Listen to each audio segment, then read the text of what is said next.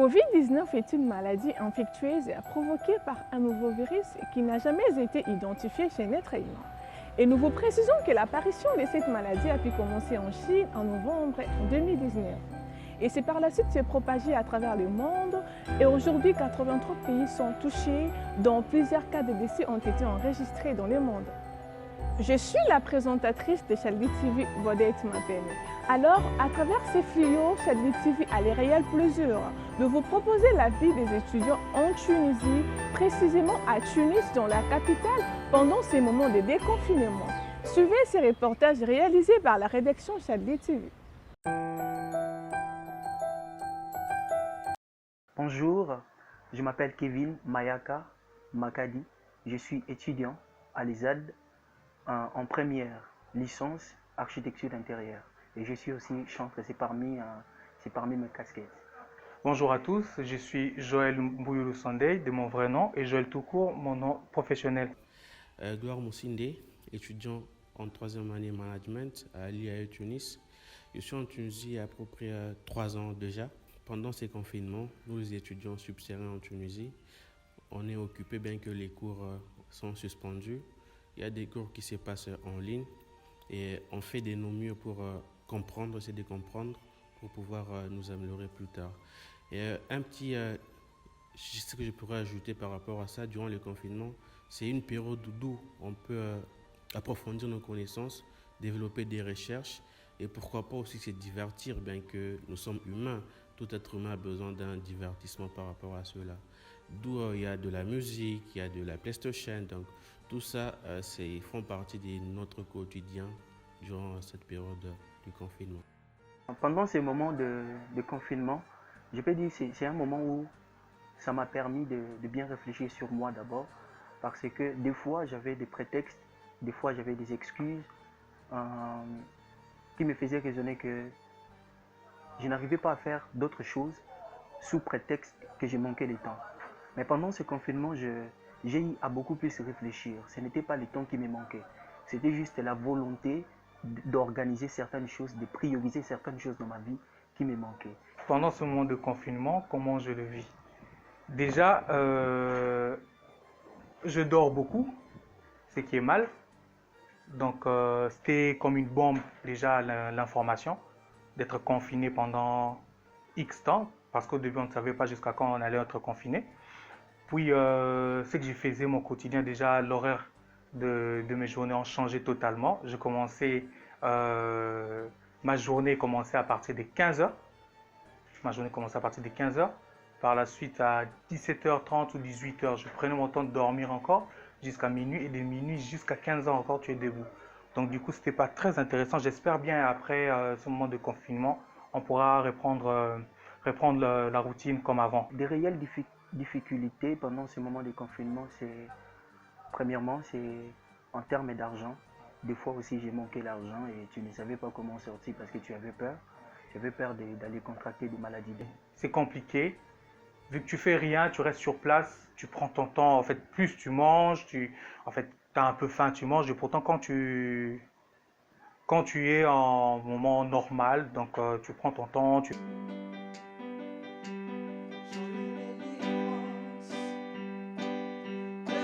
Et deuxièmement, les difficultés c'était lié du côté affectif, parce que tu étais beaucoup plus lié aux gens. Tu n'étais pas introverti comme on dit, j'étais beaucoup plus lié aux gens. J'aimais l'assemblée, j'aimais être avec les gens. Et ces moments m'avaient beaucoup isolé, et chose que je n'avais pas appréciée.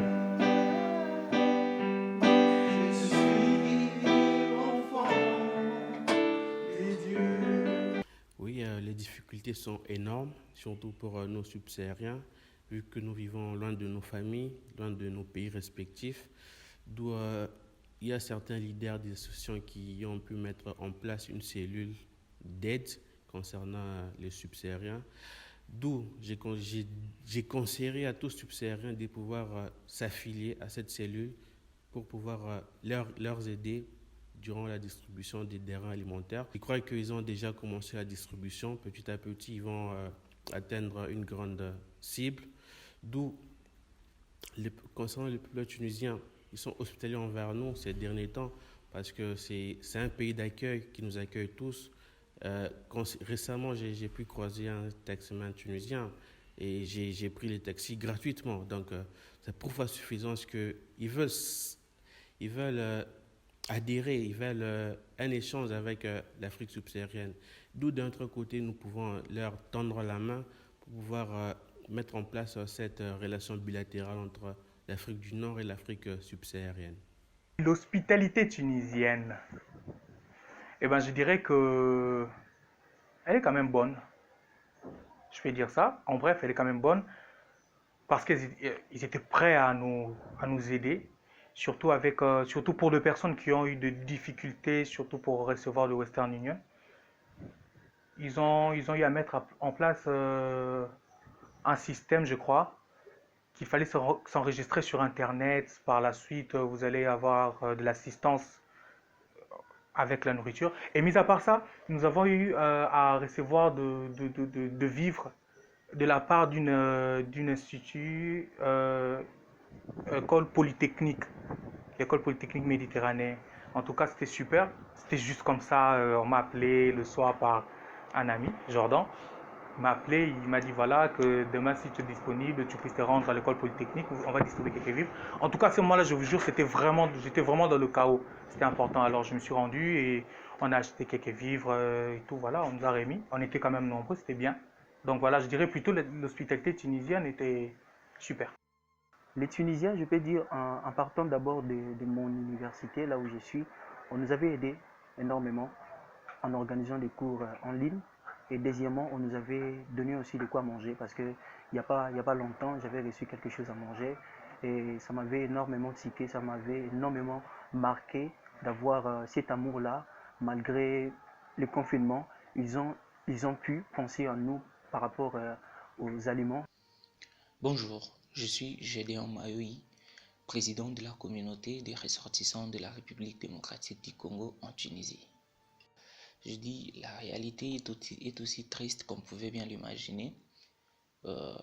C'est une expérience dont on n'aimerait pas revivre.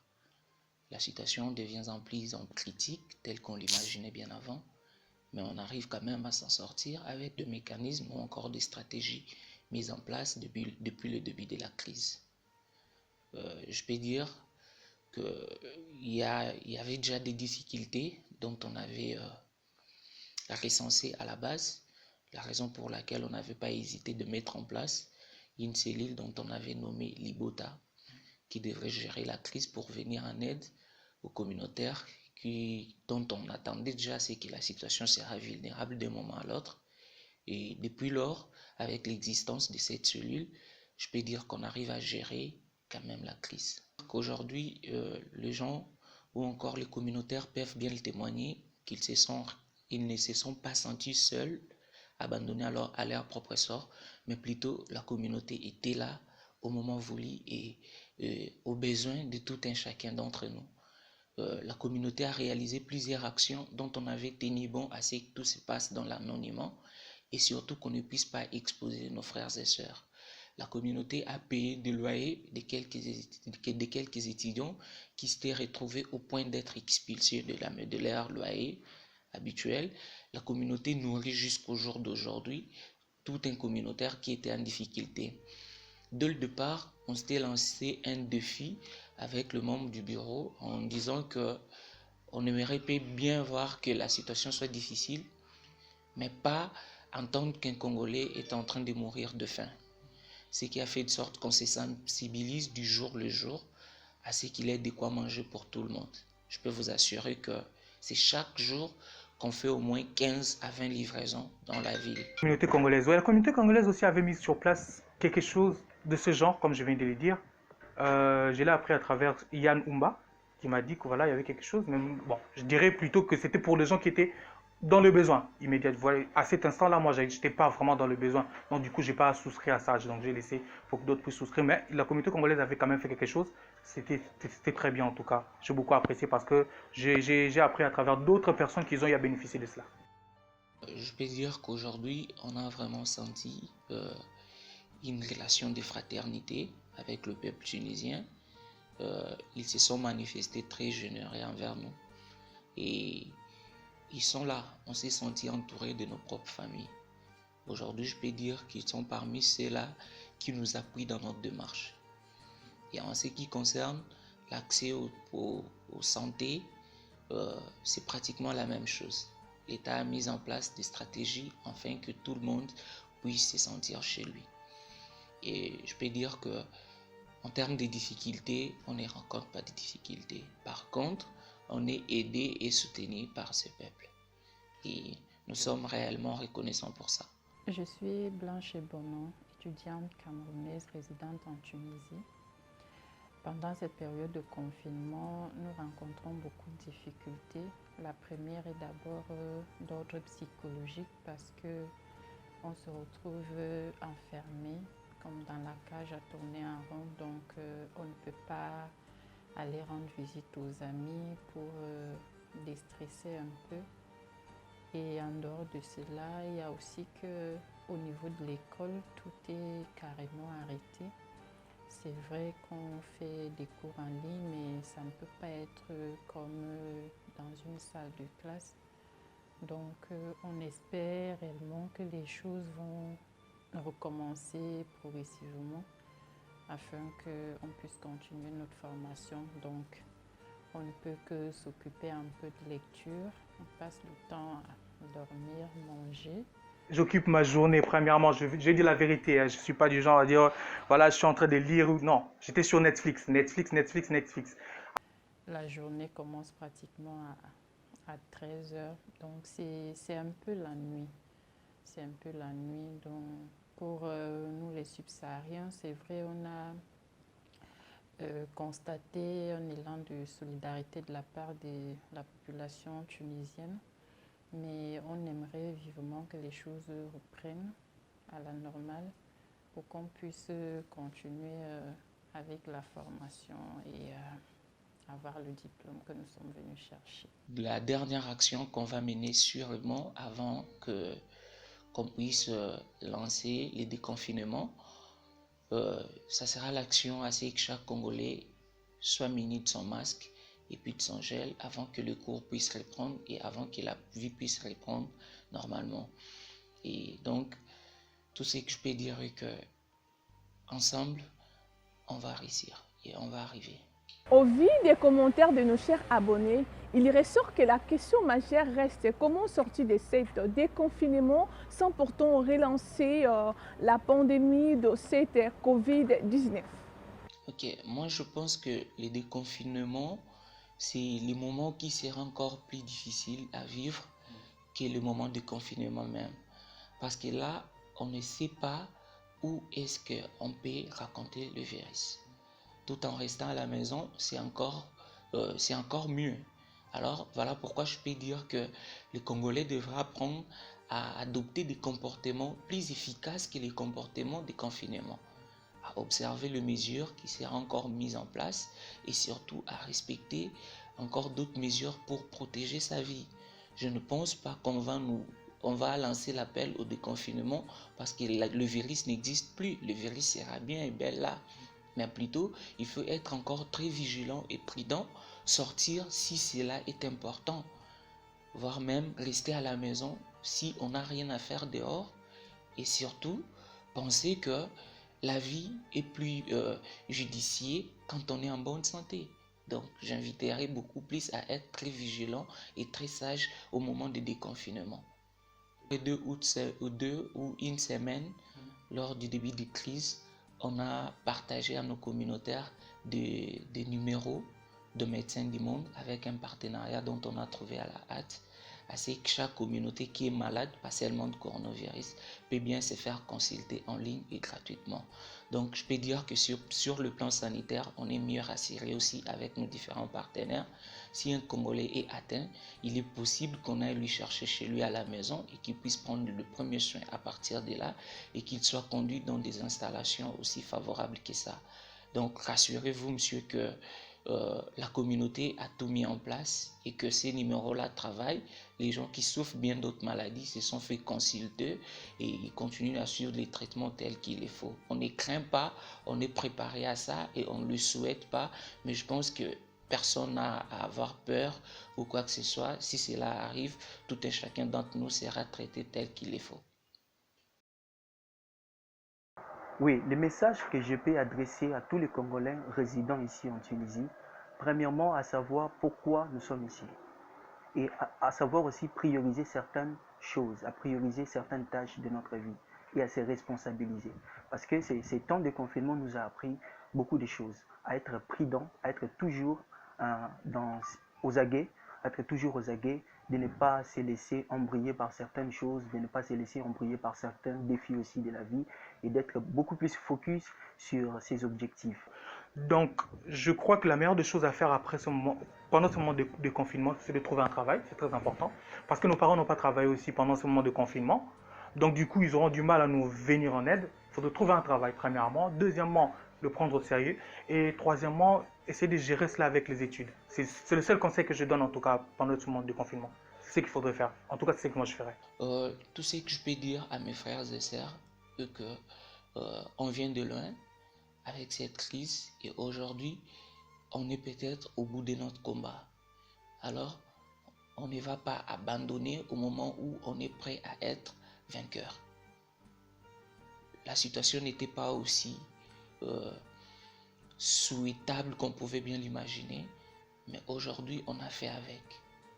Que personne ne puisse baisser ses bras, mais plutôt sentons-nous encore plus forts que jamais. Alors, j'invite tout le monde à se sentir plus fort et courageux, à surmonter encore ces moments de peine. Et quant à la communauté et la cellule Libota mise en place, je remercie tous les membres du bureau et bien d'autres bénévoles qui se sont sensibilisés à travailler dessus. On va y arriver. Et que personne ne puisse se sentir seul, que personne ne puisse mourir de faim.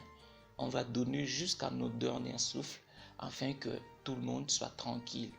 Et j'invite tous les communautaires à l'unité, l'amour et surtout le bien-être. Alors que chacun soit sage, vigilant et surtout restons à la maison. Oui, comme dernier mot, je pourrais dire juste respecter les gestes barrières prédits par l'OMS, se laver les mains régulièrement et avec un désinfectant et plus personnellement de rester chez soi, sauver vos vies et sauver les vies des autres. D'où il y a l'AESAT qui est là et différentes communautés qui met en place sur leur page officielle des communiqués concernant la situation actuelle du Covid-19 et d'où nous, subsahariens, nous devons faire un effort de pouvoir consulter la page pour être au courant des différentes informations qui se passent. Et sur ce, concernant le dernier mot aussi, je pourrais ajouter, restez juste chez soi et ensemble, nous pouvons combattre ce fléau qui frappe à nos portes aujourd'hui. Merci. C'est ici l'occasion d'interpeller la conscience publique afin que tout le monde observe les mesures barrières pour vaincre cette pandémie Covid-19. Je suis la présentatrice de Chaldé TV. Nous vous disons un grand merci de nous avoir suivis partout dans le monde entier. Restez connectés et abonnez-vous sur notre chaîne.